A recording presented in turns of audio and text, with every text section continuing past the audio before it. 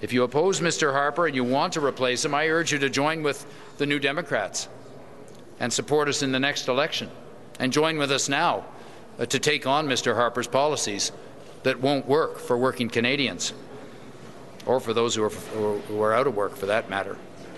You can count on us to be with you and for you each and every day, between elections as well as when we're campaigning in elections themselves.